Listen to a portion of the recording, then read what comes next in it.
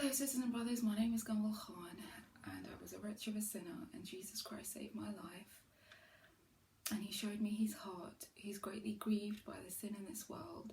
Sin is the lust of the eye and the lust of the flesh and the pride of life, and God is greatly, deeply grieved by the sin in this world, and so we have to stop sinning against him and we have to stop offending him. Sin is rebellion against God.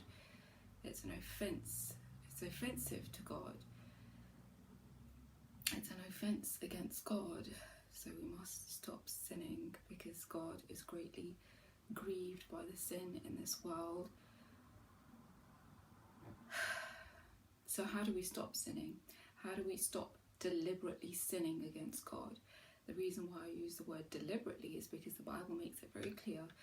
In the book of Ecclesiastes, chapter 7, verse 20, it says, "For there is not a just man upon earth that doeth good and sinneth not."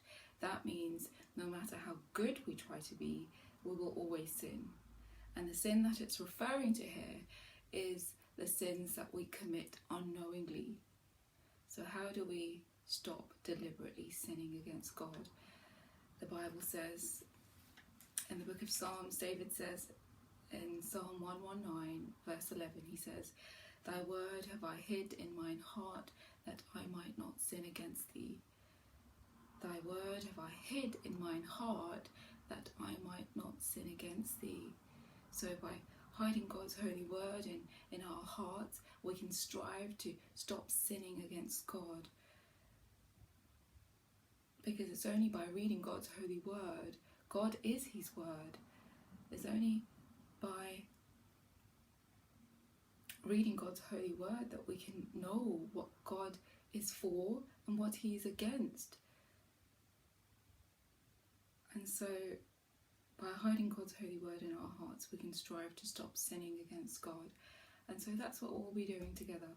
We'll hide God's holy word in our hearts by reading his holy word out aloud from Genesis to Revelation. Because when we read God's holy word out aloud, it sinks inside of our hearts and it sinks inside of our innermost being, and God becomes a part of us. And when God becomes a part of us, that's how we set ourselves on the road to stop sinning against him, because God becomes a part of us. And without God, we can do nothing. He has to be a part of us in order for us to do anything. He says, "Abide in me and I will abide in you, for without me you can do nothing." So let's hide God's holy word in our hearts together by starting to read from the book of Genesis, chapter 1.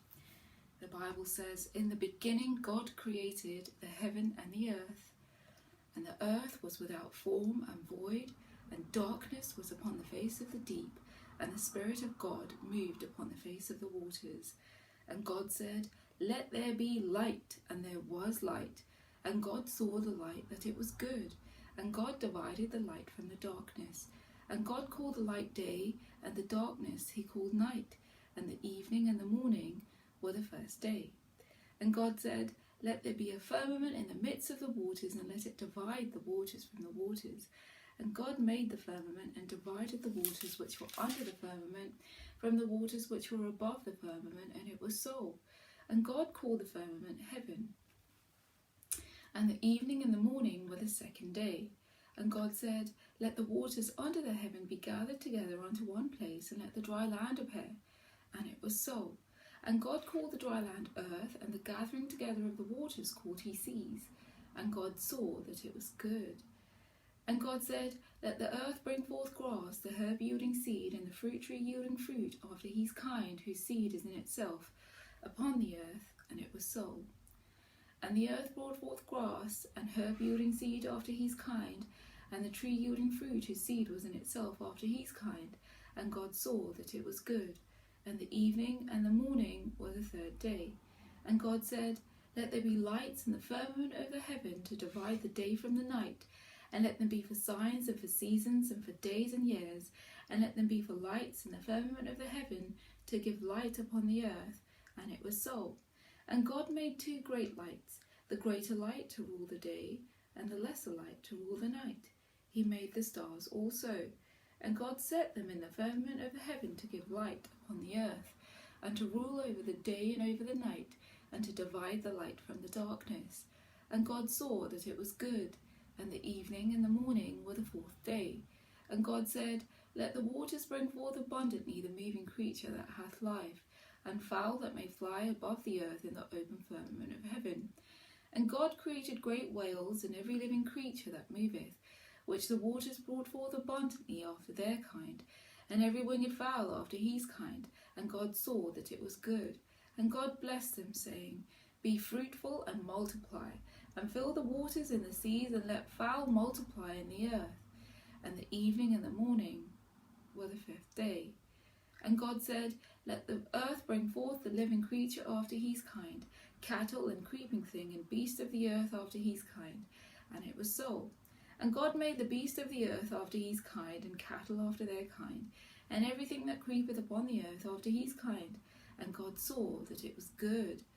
And God said, Let us make man in our image, after our likeness.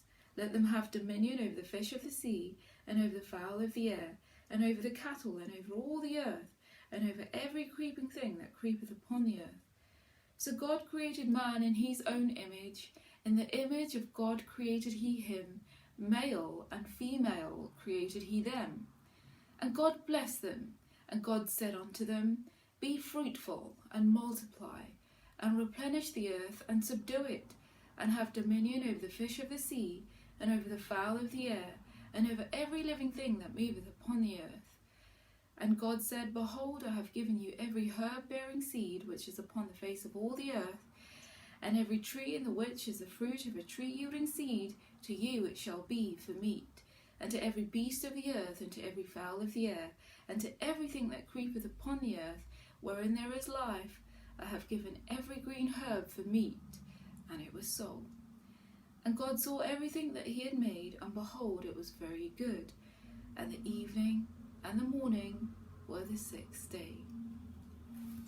God bless you.